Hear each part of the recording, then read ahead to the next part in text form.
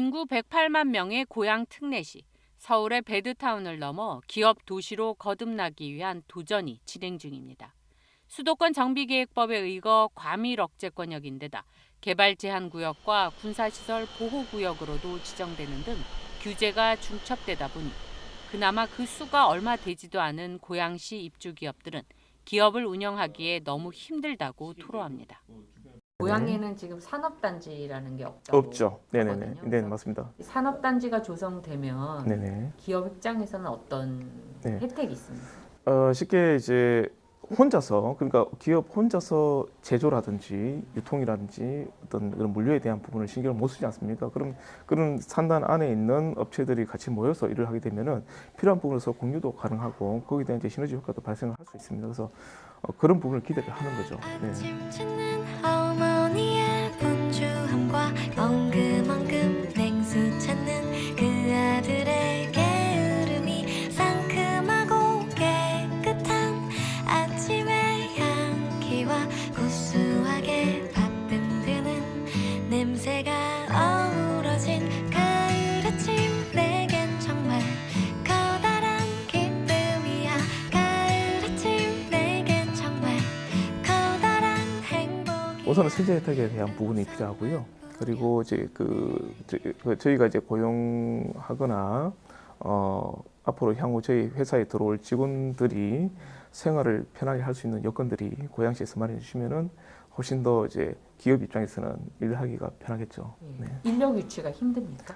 쉽지는 않습니다. 그러니까 고양시에 저희가 이제 그 업체들마다 필요한 이제 인력들이 다 있을 건데 저희가 필요로 하는 인원들은 여기 보면 경기도 이남 지역, 뭐 동탄이나 화성에서 이제 있는 인원들이 많은데 그 인원들을 여기로 데려오기 위해서는 요구한 사항들이 있지 않습니까? 이제 그런 부분들을 이제 만족시키기가 쉽지가 않은 게 현실이고요.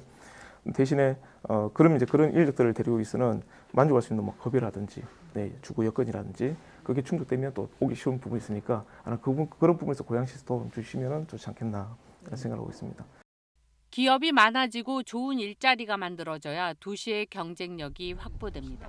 고양시는 중첩 규제로 인한 기업 유치의 어려움을 경제자유구역 지정을 통해 타개한다는 목표입니다.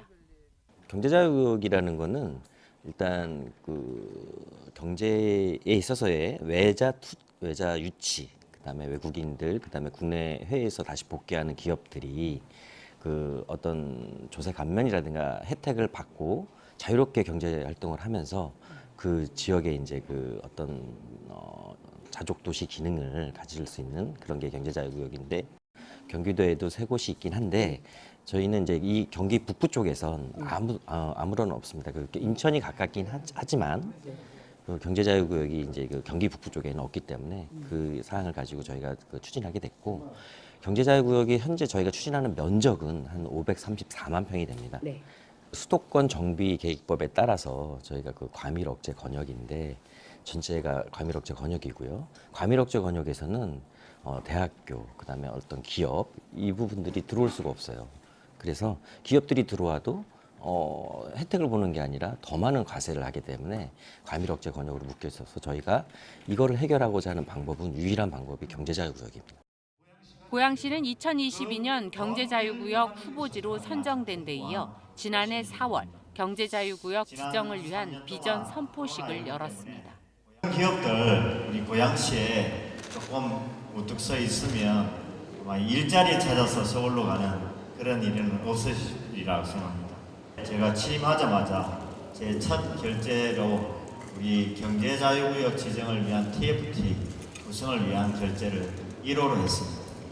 그것을 하고 난 다음에 정확하게 경기도에 제안서를 제출하고 거기에 공모에 참여를 해서 결정된 시기가 11월입니다. 아시지만은 많은 도시에서 그 지정을 위해서 노력을 했습니다만 당당하게 우리 고양시가 경기도 전체에서 1등을 했습니다. 또 지난달 10월에 산업통상자원부에 구역 지정을 신청하는 서류 제출을 앞두고 주민 설명회가 열렸습니다. 토지 이용 계획을 보면 신규 개발지의 경우 산업시설 용지는 24.1%, 공원 16.7%, 도로 16.4% 등이라고 고양시는 밝혔습니다. 고양경제자유구역은 스마트 모빌리티 분야와 바이오 분야, 컬처 분야, 마이스와 반도체 분야 등 5개 분야로 추진됩니다. 경제자유구역으로 지정되면 갖가지 규제 완화와 인센티브 혜택이 주어집니다. 고양시는 반경 40km 이내 인천국제공항과 김포공항, 인천항만 등이 위치한 데다 의료시설과 상업문화시설 등 정주 여건이 좋은 점을 들어 기업 유치에 매진하고 있습니다. 또한 외국 교육기관 유치에도 노력을 기울이고 있습니다. 경제자유구역으로 고양을 일자리가 넘치는 도시로 재창조하겠다는 게 고양시의 꿈입니다. 시청자 여러분 안녕하십니까? 1700만 경기도민, 인천 시민들과 함께 수도권의 다양한 이슈들을 짚어보는 인사이드 경인입니다. 전국에서 4곳뿐인 특례시 중 한 곳이자 경기 북부에서 가장 인구가 많은 고양시는 정부의 1기 신도시 계획에 따라 1996년에 조성을 완료한 일산 신도시가 소재한 경기 서부권 최대 도시입니다. 하지만 서울과 맞닿아 있다는 이유로 모든 지역이 수도권 정비계획법의 가장 강력한 규제 대상인 과밀 억제 권역에 속해 있어서 일부 특례 법령에 따르지 않는 이상 대형 산업시설이나 대학교가 새롭게 들어서지 못하는 안타까운 상황에 처해 있기도 합니다. 오늘 인사이드 경위는 고양시의 행정을 이끌고 있는 이동환 시장 모시고 고양시가 처한 여러 가지 어려운 상황과 이를 극복하기 위한 전략에 대해서 들어보겠습니다. 시장님 안녕하십니까? 예, 안녕하십니까? 자, 고양시는 전국에서 이제 4곳뿐인 인구 100만 명 이상의 특례시입니다. 예. 자, 시청자들께 간략하게 고양시 소개해 주시죠. 예, 고양 특례시는 인구 108만의 대도시이기도 하고 경기 북부 유일의 이제 특례시입니다. 뭐 또 쾌적하고 살기 좋은 도시로서 평가를 많이 받고 있고, 뭐 주거 환경은 전국의 최고 수준이다 이렇게 얘기해도 과언이 아니라고 생각합니다. 뭐 녹지, 하천, 습지 이런 것이 총 면적의 한 50% 이상을 차지할 정도로 뭐 시민 한 명당 한 30평 정도의 뭐 녹지 공원을 생활권에서 누리고 있는 상황입니다. 물론 뭐 도시와 자연이 이렇게 균형을 이루는 역동적인 도시이기도 하고, 지난 4월에는 우리 고양 특례시를 우리 영국 BBC에서 노르웨이 오슬로 같은 그런 어떤 지역과 함께 또 어깨를 나란히 한다고 의미해서 세상을 더 나은 곳으로 만드는 뭐 세계 5대 도시에 소개되기도 했습니다. 물론 뭐 2023 그 글로벌 마이스 그 목적지 지수 지속 가능성 지수에서 세계 14위라고 평가를 받았습니다. 근데 물론 뭐 비유럽 지역으로 보면 1위라고 얘기할 수 있을 정도로 뭐 고양시는 그런 차원에서 녹지, 공원 등 아주 다양하게 환경과 사회 그리고 또 생활 인프라가 아주 풍부한 살기 좋은 도시다 이렇게 소개할 수 있겠습니다. 자, 이동환 시장께서는 취임 이후에 특히 그 경제자유구역 지정을 위해서 총력을 기울이고 있습니다.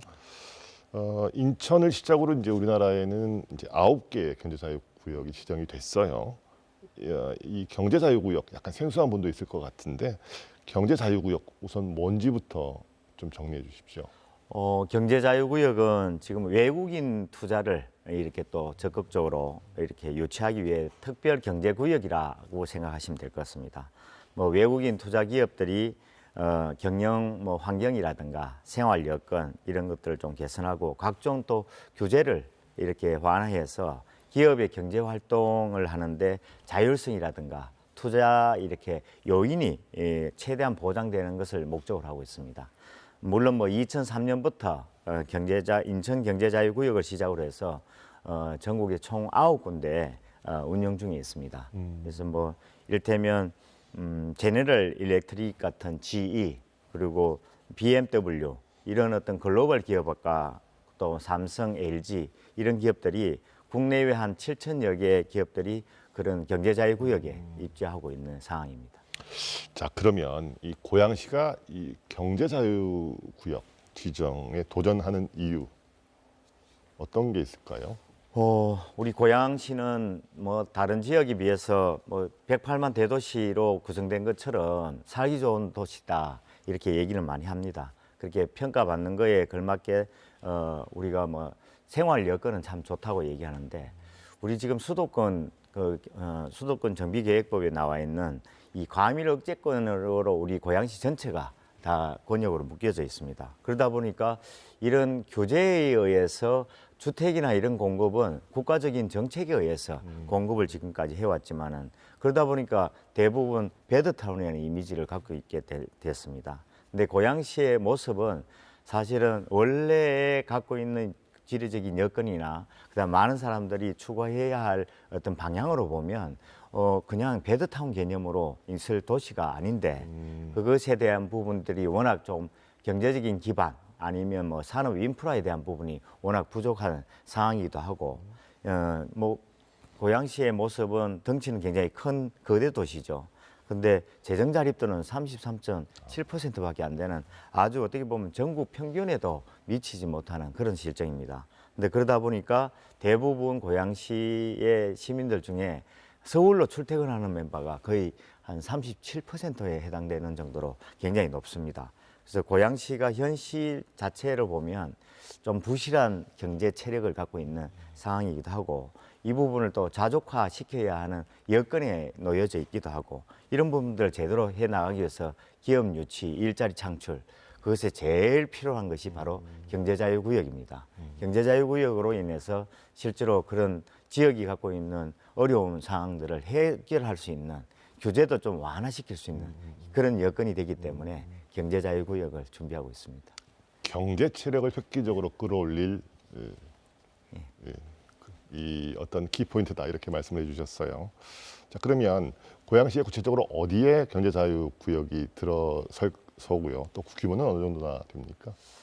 지금 뭐 원래 당초에 그 계획되어 있는 지역 자체는 하나의 벨트를 만드는 개념으로 접근을 했었는데 뭐 경기도의 사전에 이렇게 이제 후보지 선정되는 과정에서 조금 많이 축소가 된 부분이 없지 않아 있습니다. 근데 지금은 뭐 고양시의 경제자유구역 자체의 지역은 대화, 송포, 송산, 가자 그리고 또 저기 장항동에 이르는까지 면적이 한 534만 평. 그게 우리가 17.66km라고 얘기할 정도로 대규모 면적으로 되어 있습니다. 뭐 일기 신도시가 일산 신도시라고 하는데 일기 신도시에 15.7km라고 얘기하면 면적을 그거보다 더 큰 규모의 면적이다 이렇게 이해하시면 좋을 것 같습니다. 야, 534만 평이면 뭐 그것도 엄청난 규모입니다. 축소됐다는 게 그 정도라고 하니까. 예, 맞습니다. 자, 그러면 방금도 이제 말씀하셨습니다만 장항동, 대화동, 송포동 요 이제 앞글자 알파벳 앞글자를 딴 JDS 지구 요게 어쨌든 고양 경제자유구역의 핵심 지역 같습니다. 여기에는 그러면 어떤 기업들이 주로 입주하게 되는 겁니까? 아무래도 경제자유구역의 목적에 맞도록 하기 위해서 물론 뭐 경영 환경 개선에 대한 부분들은 전제가 돼 있죠. 그래서 외국인 투자라든가 뭐 기업 유치를 촉진하기 위해서 외국인 투자 기업들이 입주할 수 있는 여건을 지금 마련하려고 하는 상황입니다. 그 중에서도 뭐 고양의 경제자유구역의 핵심 전략 산업으로 올 수 있는 것이 바이오 이렇게 의료 그 정밀 의료 분야가 있고요. K-컬처 분야가 또 있습니다. 그리고 K-마이스 그런 분야가 있고 뭐 스마트 모빌리티, 항공 우주 산업 이런 분야의 내용을 토대로 해서 이를테면 뭐 스마트 팜과 같이 또 기반을 한 푸드테크 산업 이런 부분까지도 망라해서 입지할 수 있는 여건을 마련하고 있습니다. 뭐 아마 4차 산업혁명의 중심으로 고양 경제자유구역이 뭐 어떻게 보면 정착이 되어야 되는 상황이고 많은 기업들이 글로벌 경쟁력이 있는 기업들이 유치되어야 할 상황이라고 봅니다. 그렇군요. 자, 그 여러 가지 이 업종들 얘기해 주셨어요. 바이오 얘기해 주시고 이제 이 문화 콘텐츠 그다음에 또 뭐 오토모빌리티 뭐 이런 얘기 해 주셨는데 이 기업들을 유치하려 그러면 이제 이 유치하는 기업에는 어떤 뭐 혜택, 인센티브를 줘야 되지 않습니까? 예. 어떤 이점들이 있을까요? 경제자유구역에 입주하는 이런 기업이 경영 활동에 그래도 도움이 될 수 있도록 만들어줘야 됩니다. 뭐 다양한 세제 혜택이라든가 인센티브가 있을 수 있는데 뭐 각종 세금 감면을 받는 부분인데 그 중에 관세는 5년간 100% 면제를 할 수가 있고요. 재산세는 15년간 전액 면제가 되고 취득세 같은 경우에는 최장 10년간 감면을 받을 수가 있습니다. 뭐 이를테면 국공유지의 그 재산에 대한 부분은 특례가 또 적용되기도 하고, 그리고 각종 규제도 좀 완화되기도 합니다. 이를테면 수도권 정비계획법상의 가밀 억제권역이라고 지금 전체가 되어 있는데, 여기는 행위 제한이나 인구 집중 유발, 뭐 시설 총량 규제 이런 것들이 조금 배제가 됩니다. 그리고 또 바로 전 지역의 과밀 억제권역인 고양시가 기업을 이렇게 또 유치할 수 있는 핵심적인 열쇠가 되는 곳이 될 가능성이 높습니다. 그 외에도 입주기업뿐만 아니라 또 의료, 교육시설의 이 설치, 그리고 운영에 필요한 자금 지원도 이루어지고 있습니다. 그래서 이를 통해서 고양시가 기업하기 좋은 경영 환경 만들어질 것 같고요. 그리고 기업들은 들어와서 마음 놓고 일할 수 있는 이 규제가 좀 없는, 그러나 또 좋은 생태계가 만들어지리라고 생각합니다. 네. 세제 혜택 그리고 규제 완화, 이게 이제 그 인센티브의 핵심이다, 이렇게 말씀해 주셨습니다. 자, 어쨌든 경제자유구역 지정을 위해서는 또 치열하게 다른 지자체 등과 경쟁을 해야 되지 않습니까? 자, 그러면 고양시가 내세우고 있는 그 유치 핵심 전략은 뭘까요? 아무래도 우리 고양시의 경제자유구역 뭐 핵심 전략으로 이렇게 아까 말씀드린 것처럼 이거 판례를 하나 좀 보여드리면, 여기 나와 있는 것처럼 위치 자체가 굉장히 아주 우수한 지리적 여건을 갖고 있습니다. 물론 그 속에 뭐 면적이나 그다음에 규모 면에서는 상당히 경쟁력이 있는 위치이기도 하고요. 그래서 이 지역에서 들어올 수 있는 바이오, 정밀의료, K컬처, 스마트 모빌리티, 마이스 산업, 이런 산업들이 여기에 입지하게 되면 세계적인 경쟁력을 갖추게 될 것이라고 생각합니다. 이런 전략 산업을 토대로 해서 전 세계적으로 이렇게 뻗어나갈 수 있는 모든 우리나라에서 경제 중심이 될 수 있도록 지금 만들 예정이고요. 지금 실제적으로 광역 교통망에 있어서도 다른 어떤 지역에서도 볼 수 없는 공항이 가장 가까운 지역입니다. 이 김포공항과 인천공항, 어떻게 보면 지리적인 여건을 감안하면 공항이 2개가 있는 도시에서 지금 경제자유구역이 지정된다, 그렇게 할 정도로 아주 우수한 경쟁력을 갖추고 있는 상황입니다. 무엇보다도 이제 교통하고 입지가 사실 탁월하다, 이런 말씀을 예. 주셨습니다. 자, 그래서 그런가요? 벌써부터 그 외국 기업이나 정부기관들과 수많은 투자 협약을 맺었다고 들었어요.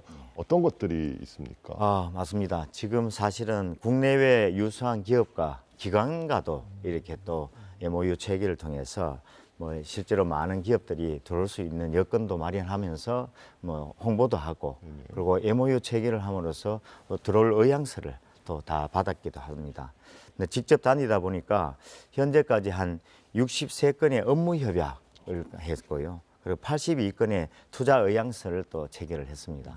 그러다 보니까 총 한 6조 5천억 원 규모의 투자 수요도 확보를 했습니다. 대표적인 성과로는 세계 15위권 국제 연구기관인 룩셈부르크의 그 국립보건원이 우리 고양시에 한국 분원을 만들기로 또 결정을 했습니다. 경기도의 최초의 해외 공공기관 유치로 대단한 성과를 또 가지기도 하고, 이뿐만 아니라 기업이 들어오는 거에 또 필요한 부분 중에 하나가 교육기관들입니다. 그래서 그 교육기관들 만들어지기 위해서 영국의 그 킹스 칼리지 재단에 스쿨이 들어오기로 했었고요. 또 버밍엄 대학교가 우리 여기 고양시에 캠퍼스를 하도록 지금 MOU를 체결을 했습니다. 그리고 앞으로 더 많은 기업과 기관 유치가 아마 본격적으로 이제 이루어질 거라고 예측이 되는데, 뭐 지금 열심히 뛰어다녀야 되는 부분이기도 합니다. 예. 저는 그 뭐 미국이나 아시아 쪽만 있을 줄 알았더니 유럽 쪽도 생각보다 굉장히 많군요. 맞습니다. 자, 이 업무 협약과 투자 의향서 체결하신 것만 봐도 벌써 한 150여 군데가 됩니다. 뭐 그만큼 고양시의 어떤 여건들이 이런 기업들이나 기관들의 어떤 그 구미를 당길만 하다, 이렇게 우리가 해석할 수가 있는데, 어떤 부분이 이 고양시가 외국인 기업 기관들에게 좋은 평가를 받았다, 이렇게 보세요? 아무래도 뭐 우리 수도권 아니겠습니까? 고양시가 수도권이고 사실 어떤 면에서는 역사를 보면 서울의 지금 한 3분의 1 정도의 규모는 고양시였습니다. 그래서 뭐 마포구, 은평구, 서대문구, 뭐 동대문구 그 앞쪽까지 뚝섬 그리고 또 여의도까지 다 고양시에 포함되어 있다가 서울이 확장되면서 고양시가 조금 줄어든 부분이 없지 않아 있죠.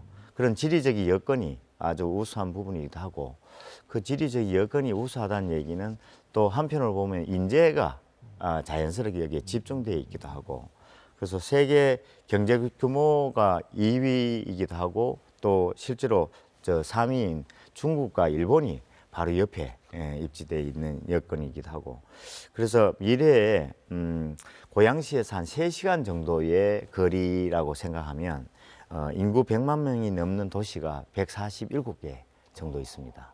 그래서 우리가 상상을 하기가 힘들 정도의 어마어마한 규모의 도시들이 연결되어 있는 상황이기도 하고요. 최적의 교통 여건과 기반 시설 그리고 풍부한 배우 수요. 어떻게 보면 이거는 좀 약간 이제 복 받았다 이렇게 볼 수도 있지만 저는 뭐 고양시의 여러 가지 노력들도 이런 것들이 쌓였기 때문이라고도 생각을 해요. 노력도 많이 하셨다고 들었습니다. 예, 뭐 어떻게 보면 그런 장점을 토대로 해서 실제로 지금 뭐 고양시가 최근에 뭐 얘기되는 것 중에 하나가 교통이 굉장히 좀 불편하다. 그 교통 불편한 이유 중에 하나가 거의 대부분이 서울로 출퇴근하고 서울을 이용하는 그런 차원에서 좀 불편함이 있다고 얘기합니다만 그런 부분들 다 해소할 만한 내용들이 최근에 조금 이루어지고 있습니다. 이를테면 서해선이라고 해서 우리가 대곡역까지 들어오는 철도가 완공이 되어서 운행을 하고 있고요. 그리고 앞으로 이번 12월 말경에 지금 이제 서울역까지 개통이 되고 있는 GTX-A 노선 이제 완공이 되면 아마 교통에 있어서는 변화가 확실하게 될 것 같고요. 그리고 또 지금도 결정 났습니다만 제가 공약으로 내세워서 준비했던 내용 중에 하나입니다만 지금 양재에서 우리 고향까지 지하 고속도로 그것이 민자 적합도 적합성에서 일단은 통과가 됐습니다. 그래서 지금 같은 경우는 뭐 이제 추진을 하기 위해서 준비 중에 있는 상황이고요. 그리고 9호선도 사실은 우리 고양시로 좀 연결시켜 달라고 지금 노력을 하고 있는 상황입니다. 그렇군요. 그래서 그런 차원의 교통 여건이 굉장히 활발하게 진행되면서 우리 그 다른 외부의 많은 분들이 기업하시는 분들까지도 이제는 조금 인식이 좀 달라지는 곳이 되어가고 있습니다. 이 기업하기 가장 힘든 도시가 고양시라고 얘기했는데 지금은 아주 좋은 환경으로 변화되고 있다는 걸 인식하게 된 계기가 됐다 생각합니다. 그렇네요. 이 수도권의 그 교통망을 획기적으로 바꿔줄 GTX 가장 먼저 개통되는 게 또 고양이라는 점도 우리가 눈여겨볼 필요가 있을 것 같습니다. 자, 그런데 일부에서는요, 이제 경제자유구역 안에 또 이 주택 공급도 해야 되는데 이게 또 너무 많은 주택을 공급해서 또 베드타운으로 뭐 전락되는 거 아닌가 이런 우려도 약간은 있습니다. 이 부분에서는 어떻게 생각하십니까? 좀 그걸 지금까지 내용을 자세히 뭐 파악을 안 해보시고 이제 얘기하는 부분일 수도 있는데요. 고양경제자유구역은 면적이 아까 말씀드린 것처럼 일산 신도시 규모보다 더 큽니다. 근데 그 큰 규모에 실제로 거기 기업들이 많이 들어오지 않겠습니까? 그러면 기업들이 들어오는 기업들이 어딘가가 본인들이 그 환경이 좀 필요하죠. 그게 주거 환경에 대한 그거는 뭐 필수 조건이기도 한데 그 부분은 정말 아주 미미한 규모입니다. 이를테면 지금까지 신도시 개발하면 거의 대부분이 뭐 한 40% 정도, 50%까지도 주택을 공급했던 부지로 확보했잖아요. 근데 이번에 그 고양경제자유구역의 주거 비율은 6.2%입니다. 근데 다른 어떤 지역에도 만약에 그런 산업단지를 만들더라도 이런 정도의 규모로 그 아주 작게 만들어지는 지역은 없습니다. 그래서 우리 외국인들이 들어와서 정주 환경을 확보하는 의미에서의 최소한으로 지금 만들어져 있는 구조이고요. 그리고 고양경제자유구역은 다른 어떤 지역하고는 좀 달리 외국 기업들이 들어오는 것이 돼 있기 때문에 주거 환경에 그 외국 기업에 맞는 외국 기업의 직원들이 맞는 그런 어떤 환경을 만들기 위한 그 조건들은 최소한으로 만들어져 있어서 뭐 주택 규모가 많다 아니면 저 주거 용지가 너무 크다 이거는 말이 안 되는 내용이라고 생각합니다. 그렇군요. 지금 현재 9군데의 경제자유구역이 지정이 돼 있는데요. 이분들은 이런 생각도 할 것 같아요. 추가 지정에 대해서 그분들은 또 안 좋아할 수도 있거든요. 예.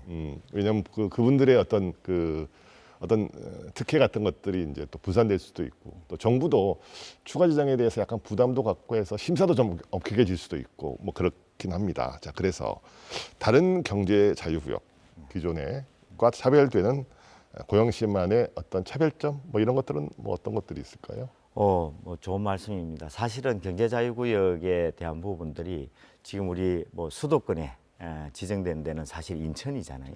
인천 지역이고 경기도의 지역으로 보면 북부 지역은 한 번도 지정된 적이 없습니다.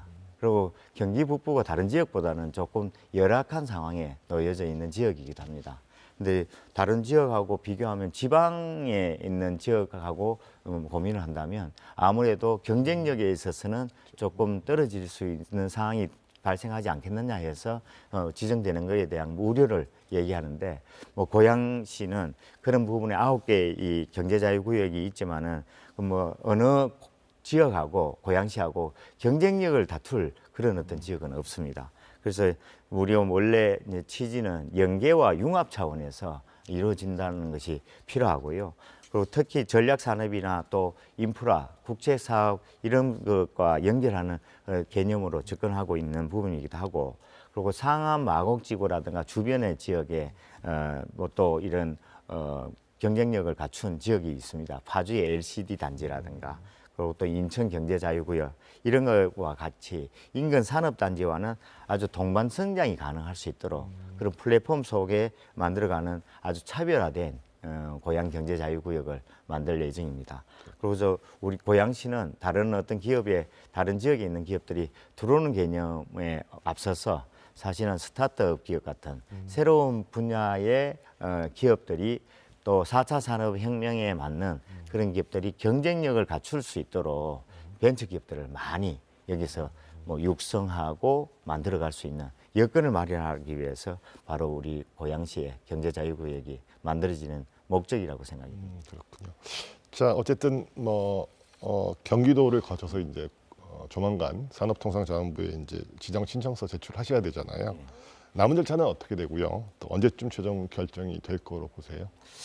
지금 벌써 기간이 아주 많이 됐습니다. 실제로 우리가 경기도에 후보지로 선정된 시기가 2022년 11월이었으니까 그 사이에 한 1년 기간 동안에 우리 용역을 통해서 계획안을 구체화시킨 부분도 있고, 그러면서 그걸 제출하는 과정에 실제로 조금 연기가 계속된 부분이 없지 않아 있습니다. 근데 최종 지정 신청은 제가 보기에는 올해에는 말까지는 신청이 되리라고 생각합니다. 지금 신청은 어떻게 됐냐면 경기 경제자유구역청과 함께 산업자원부에 신청하도록 되어 있습니다. 그래서 그 시기를 이제 조율해서 신청이 될 거고요. 그 신청이 되면 상반기에 내년 상반기에는 광역교통 계획이 이렇게 또 대책이 수립이 되어야 되고요. 전략 환경 영향 평가도 갖춰야 되는 절차가 또 남아 있습니다. 이 부분은 관계 중앙부처와 이제 협의 속에 이루어지게 되는 내용입니다. 근데 그 이후에 뭐 산업부의 또 평가단과 또 경제자유구역 위원회의 그 심의 의결을 거쳐서 내년 하반기에는 뭐 최종 결정이 되지 않을까 하는 생각입니다. 그렇군요. 그러니까 정리해 보면 2년 전에 이제 후보지로는 지정이 됐고 그동안 이제 준비 과정을 거쳐서 올해 말에 이제 정식으로 신청서를 제출하실 거고, 그러면 내년 상반기에 교통이나 환경 영향 평가 등등을 거쳐서 내년 하반기 정도에는 결론이 날 것이다. 자, 시장님 뭐 어떻게 잘 될 것 같습니까? 저는 뭐 확신합니다. 그리고 단순히 우리 고양시의 경제자유구역이 우리 고양 지역에서의 이루어지는 개념이 아니라 대한민국의 신성장 동력을 여기서 확보하고 만들어가는 여건으로 저는 생각하고 있기 때문에 뭐 국가 차원에서도 꼭 필요한 경제자유구역이 되어야 된다고 생각합니다. 자, 경제자유구역 얘기를 해봤는데요. 뭐 이것도 중요하지만 그 기존의 고양시에 소지한 기업 기업들이 어떻게 좀 더 경영 활동을 잘할지 도와주는 것도 중요한 과제인 것 같습니다. 그런 의미에서 그 지난달 말에 그 경기 북부에서는 처음으로 고양시가 그 중소벤처기업부의 벤처기업 육성 촉진지구로 지정이 됐습니다. 자, 요거는 어떤 내용입니까? 벤처기업 육성 촉진지구 자체가 말 그대로 뭐 기술 혁신과 그리고 또 성장을 목표로 하는 벤처기업이 집중돼서 좀 이렇게 육성되는 지역이라고 생각합니다. 이거는 정부가 지정하는 아주 특별 지역이라고 이해하시면 좋을 것 같습니다. 이곳에 벤처기업이 대학이라든가 연구기관 그리고 또 다양한 지원 기관과 협력하면서 기술 개발도 하고 그리고 또 투자 유치 그리고 또 기업 지원을 효과적으로 받을 수 있도록 되어 있습니다.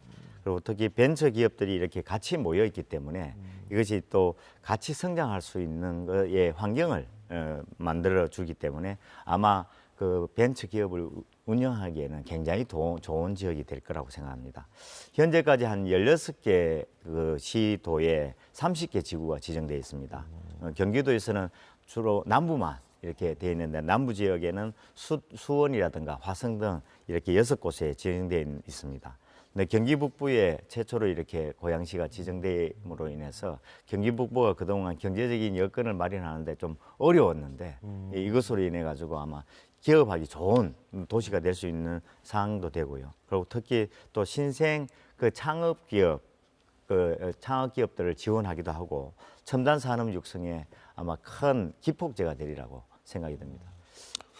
여기를 이제 그 육성 촉진지구로 지정했다는 건 그만큼 고양시의 여건, 벤처기업을 육성할 만한 좋은 여건을 갖췄기 때문이라고도 해석할 수가 있습니다. 어떤 장점들이 있었기에 이렇게 지정이 됐다고 보세요? 저는 뭐 고양시는 장점이 너무 많다 이렇게 얘기할 수 있을 정도인데 그동안 기업들이 고양시를 좀 관심을 좀 안 가진 부분이 없지 않아 있습니다. 그럼 물론 생태계가 그렇게 형성이 안 돼 있었기 때문에 나올 수 있는데요.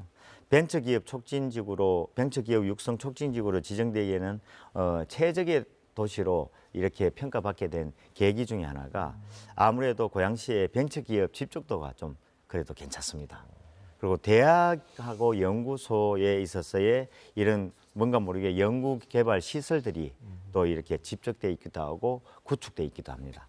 그리고 벤처기업의 지원 기능 이런 부분의 확보 정도라든가 그리고 또 육성 계획의 또 적합성과 실현 가능성 이런 부분들이 아주 자연스럽게 되는데 그 중에 좀 가장 아마 평가받을 때 점수 많이 받은 것이 지방자치단체의 의지 그리고 열정 이런 부분의 관심도를 높이 평가받은 것으로 알고 있습니다. 그래서 뭐 저 같은 경우에는 그런 열정에 있어서는 제가 최고로 갖고 있다고 생각하고 있기 때문에 자연스럽게 뛰어난 입지 여건과 함께 그런 환경이 만들어져서 이번에 받지 않았느냐 하는 생각이 듭니다. 이제 벤처기업도 사실은 이제 업종별로 좀 다양화되어 있지 않습니까? 그러면 이제 각 업종별로 분야별로 그 특화 집적해서 이렇게 시너지 효과를 낼 수 있는 방안도 중요할 것 같거든요. 예. 고양시의 그 벤처기업 육성 촉진지구는 면적이 무려 한 125만 평방미터입니다. 그래서 8개 행정동에 걸칠 정도로 아주 넓게 퍼져서 이루어져 있고요. 우리 지역의 특징 중에 하나가 지역별로 그 각각의 지역이 특성들이 다 있습니다. 첨단 산업 육성 거점을 마련하기에 아주 적합하게 이루어져 있기도 하고 뭐 대하동, 장항동 이 벚꽃동 지역은 아무래도 금방 말씀 계속 드렸던 것처럼 경제자유구역 구역도 포함되어 있고 일산 테크노밸리가 거기에 이제 입지돼 있고 그리고 방송 영상밸리도 조성 추진하고 있는 상황입니다. 이 도심형 산업 플랫폼이 형성될 수 있는 여건이 아주 유리하게 되어 있기 때문에 벤처 창업 생태계 구축하고 또 ICT와 또 한편으로 보면 미디어 콘텐츠 이런 첨단 산업의 분야가 클러스터로 육성될 수 있는 여건에 놓여 있기 때문에 아마 다른 지역하고는 비교가 안 될 정도의 경쟁력도 갖추고 있는 상황이라고 봅니다. 특히 또 식사동의 벽석동 같은 경우에는 그게 우리 암센터가 국립암센터가 있기도 하고요. 그리고 또 국민건강보험공단의 또 일산병원이 아주 큰 병원으로 입지되어 있어서 서로 이렇게 유기적인 협력 체제를 갖춰서 바이오라든가 정밀 의료 분야가 육성되기 아주 좋은 지역이기도 합니다. 뭐 그것뿐만 아니라 사실은 화전동 같은 경우에는 우리가 동산동, 원흥동 지역은 다 같이 연계되어 있습니다만 여기에는 드론 앵커 센터가 그게 만들어져 있고 항공대학교가 또 바로 입지되어 있습니다. 그러다 보니까 그 지역에는 드론 그리고 도심 항공교통이라고 하는 UAM 이런 부분들이 자연스럽게 거기에 산업으로 육성되고 또 제조 산업까지도 연계될 수 있도록 지금 마련하고 있는 중입니다. 뭐 이런 것들이 잘 촉진지구에서 시너지를 낼 수 있는 여건이기도 하고 더 활성화할 수 있는 여건이어서 이제 지정되는데 큰 영향을 주었다고 생각합니다. 자, 그러면 이 벤처기업 육성 촉진지구에 입주하거나 있는 벤처기업들은 구체적으로 어떤 혜택을 좀 받을 수 있을까요? 벤처기업으로 적용되는데 세제 혜택이 아주 기본이라고 봅니다. 그 중에 뭐 아무래도 재산세 같은 경우에도 35%에서 50% 감면 받을 수도 있고요. 그리고 또 취득세는 50% 감면을 받습니다. 그리고 또 개발 부담금 같은 경우에는 각종 부담금 자체에 한 5가지가 있는데 그 5가지를 면제를 해주는 겁니다. 그래서 이런 경우에 뭐 아무래도 기업들이 이런 부분들을 고려하지 않을 수가 없는 거죠. 그래서 국가와 지방자치단체의 지원 사업 추진할 때는 우선 지원받을 수 있는 여건도 되고 그래서 고양시에는 벤처기업이 성장할 수 있는 그런 어떤 발판이 잘 마련되어 있다는 환경도 있겠지만은 그런 벤처기업이 들어오기에 좋은 필요한 환경 중에 하나가 우수한 인재들을 쉽게 이렇게 이용할 수 있는 여건이 있냐가 중요한데 고양시는 뭐 그런 여건은 옛날부터 잘 갖춰져 있기도 합니다. 그리고 지금 같은 경우에는 또 고양시 자체에서 한 800억 정도의 고양 벤처 펀드를 또 이렇게 가지고 우리 청년들을 위해서는 한 100억 정도의 펀드를 또 활용할 생각으로 지금 준비 중에 있습니다. 조금 전에 이제 일산 테크노밸리와의 연계 계획 말씀해 주셨잖아요. 그러면 이제 일산 테크노밸리 요 조성 사업은 어떻게 진행 중인지 그리고 어떤 기업들이 들어오는지도 소개해 주세요. 일산 테크노밸리는 뭐 진행된 지는 꽤 오래됐습니다. 그래서 일산 서구의 이 대화동 일원에서 이루어지고 있는데 면적은 한 26만 평 정도 규모입니다. 근데 고양시에 어떻게 보면 핵심 자족 기반입니다. 이 테크노밸리라는 말은 우리가 판교에서 다 느끼셨을 것처럼 고양시에도 판교를 뛰어넘는 테크노밸리가 만들어지리라고 저는 생각하는데 지난해 한 10월 정도에 착공식을 가졌고요. 그리고 현재 공정률이 한 13% 정도 되는데 순조롭게 지금 진행되고 있습니다. 여기에는 주로 첨단 제조시설이나 지식 기반 시설 그리고 연구시설이 들어설 예정입니다. 그동안 우리가 국내외 기업 유치를 위해서 열심히 제가 뛰어다녔습니다만 여기에 사업 설명회도 하고 기업체도 직접 방문하기도 하고 그리고 또 박람회에 참여해서 이제 홍보 활동도 계속 해왔죠. 근데 지금 공급 면적 대비 한 154% 정도로 입주 기업들이 수요가 확보가 됐습니다. 그래서 지금 같은 경우에는 뭐 다른 분야보다도 바이오 메디칼 분야에서는 한 64개 업체가 얘기가 돼 있고요. 미디어 컨텐츠 업체가 한 17개 업체, 그리고 기타 한 64개 업체가 이 양해각서라해서 MOU도 체결돼 있고 투자 의향서, LOI도 체결돼 있는 상황입니다. 아마 이런 테크노밸리 자체가 우리 고양시의 자족 도시로 가는데 아마 가장 기반이 되지 않을까 하는 생각이 듭니다. 벤처기업 육성 촉진지구 그리고 일산 테크노밸리 이런 것들이 잘 조성이 되고 연계가 잘 된다는 가정하에 일산은 어떤 도시로 변모할지 또 경제적인 이득이나 효과는 어떻게 분석하고 계십니까? 저는 다른 것보다도 고양시가 그동안 갖고 있는 이미지가 아무래도 서울의 베드타운 개념으로 이해가 많이 되고 있습니다만 이제는 명실공히 108만 인구의 거대 도시에 걸맞게 자족 도시로서의 자족 기능의 역할과 그것을 해낼 수 있는 도시로 변신할 거라고 저는 생각합니다. 특히 고양 고양시는 지금 경제자유국은 추진을 하고 있습니다만 벤처기업 육성 촉진지구 지정이라든가 그다음에 테크노밸리, 그다음에 옆에 방송영상밸리 이런 것들이 제대로 잘 정착이 돼서 이루어지게 되면 고양시는 글로벌 자족도시로서 거듭날 수밖에 없을 것 같고요. 그리고 지금 우리 고민을 많이 하고 있는 우리 고양시의 청년과 우리 뭐 많은 자녀들이 실제로 취업하기 위해서는 서울로 주로 많이 갔습니다. 근데 지금은 그것이 제대로 완성이 되면 뭐 서울로 갈 이유가 없어진 거죠. 그만큼 서울로 출퇴근하는 인원이 반으로 줄어들지 않을까 하는 생각이 들기도 하고요. 그런 걸 토대로 해서 우리 고양시에 갖고 있는 잠재력이 제대로 이렇게 발휘할 수 있는 기회가 되지 않을까 하는 생각이 듭니다. 글로벌 자족 도시 이런 말씀을 해주셨습니다. 자, 이번에는 주거 환경하고 교통 문제 한번 짚어볼게요. 사실은 이제 일산 신도시 대표적인 수도권 1기 신도시인데 고향에 있는 일산 신도시가 준공이 된 지 이제 30년 이제 다 돼 가니까 그럼 재건축이라든가 리모델링 이런 것들에 대한 주민들의 요구도 굉장히 클 것 같아요. 어떻습니까? 예, 맞습니다. 사실 일산 신도시는 계획도시입니다. 그리고 그동안 계획도시의 하나의 샘플로 얘기할 정도로 다른 지역의 그 이후에 2기 신도시, 3기 신도시 할 때 뭐 참고를 하는 도시의 내용이긴 한데 사실 아파트를 주로 이렇게 공급을 하다 보니 주택만 많이 공급한 상황이 돼버렸죠. 근데 주변의 환경을 보면 일자리에 대한 부분이 아니라면 사실 호수공원을 비롯해서 주변의 녹지와 공원 그리고 주변 환경 자체가 상업문화시설까지도 굉장히 잘 갖춰져 있습니다.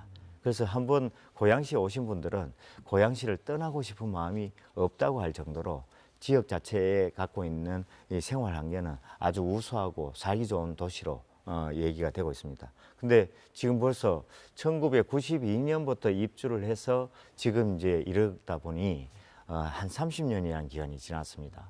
근데 그때의 환경과 지금의 환경에 많은 환경의 변화도 있었고 그리고 30년 지나다 보니까 건물이라든가 이런 주변 기반 시설이 노후화된 부분이 없잖아 있습니다.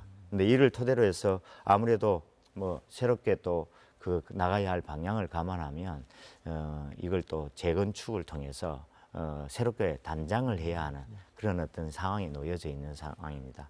물론 뭐 이런 것을 토대로 한다 보면 고향 지역뿐만 아니라 다른 지역도 뭐 적용이 되겠습니다만 이번에 사실 그 노후 계획 도시 특별법이 만들어졌습니다. 근데 이걸 토대로 해서 우리 그 1기 신도시에 해당되는 도시에 그 부분을 우선해서 지금 이제 적용을 하고 있는데 재건축을 통해서 새로운 도시의 문화와 도시의 환경이 이제 더 업그레이드된 모습으로 만들어지리라고 생각이 듭니다. 근데 그거의 가장 기본이 우리 고향의 일산 신도시 지역이 되지 않을까 하는 생각입니다. 그렇군요. 택지 공급을 늘리겠다. 이것도 이제 정부의 방침이에요. 이번 달 초에 특히 이제 정부가 수도권에 4개 신규 그 택지지구 공급 계획을 발표를 했는데 여기 또 고양시가 포함이 됐어요. 이건 예. 또 어떤 내용입니까? 예, 이번에 발표된 그 4개 지역의 우리 신규 뭐 주택 공급이라고 할 수 있는데 대곡 역세권이 바로 그 지역입니다. 예, 대곡 역세권을 하는데 우리는 사실은 주택 공급의 개념으로 접근된 것이 아니라 지식 융합 단지로 만들겠다는 취지입니다. 이 지역이 정말 어떻게 보면 대곡 역세권은 우리가 철도 노선만 하더라도 무려 5개 노선이 연결되어 있습니다. 서해선, 경의중앙선, 3호선, 그리고 또 GTX-A, 그리고 교외선 이렇게 연결되어 있는데 앞으로 9호선까지 연결되면 뭐 6개까지도 되어 있는 상황입니다만 이 지역이 그린벨트 개발 제한 구역이기 때문에 우리 고양시 자체에서는 할 수가 없습니다. 그래서 공공주택 공급에 대한 부분을 토대로 해서 그린벨트를 해제를 하고 그 해제를 통해서 우리 고양시에다가 바로 역세권 개발을 하게 되는데 이 지역을 이제 지식융합 단지로 개발할 예정입니다. 아마 다른 지역하고는 좀 달리 주택의 비중은 그렇게 높지 않게 20% 내외로 지금 진행할 예정입니다. 자, 이 주민들의 어떤 그 요구 사항 중에 가장 중요한 것은 또 교육 문제를 빼놓을 수가 없어요. 자, 그런 의미에서 고양시가 이번에 또 교육발전 특구에도 지정이 됐고요. 또 과학고 유치도 추진하고 있다고 들었습니다. 이 부분은 어떻게 진행할 생각이세요? 지금 교육발전 특구는 지정이 되어 있고요.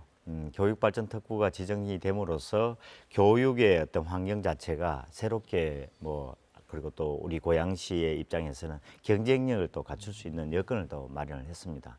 교육발전 특구를 통해 가지고 지금 우리가 갖고 있는 교육 시설 인프라에 대한 부분들을 더 이렇게 경쟁력 있게 만들기 위해서 지금 준비하고 있는 것 중에 하나가 바로 과학고등학교입니다. 과학고등학교는 고양시가 갖고 있는 특징을 좀 극대화하기도 하고, 그리고 그걸 토대로 해서 우수한 인재들이 그런 역할을 할 수 있도록 만들어줄 수 있도록 했는데, 분야를 어떻게 했느냐면 우주 항공 분야의 과학고입니다. 그래서 우주 항공 과학고를 만들어서 고양시가 갖고 있는 여건뿐만 아니라 세계적인 어떤 부분의 교육 환경을 만들고자 하는 뜻을 갖고 준비하고 있습니다. 이것은 지금 제출이 돼 있습니다. 그게 선정을 하기 위해서는 아무래도 또 심사를 받아야 되니까 지금 이제 그 제안서를 제출돼 있는 상황이고요.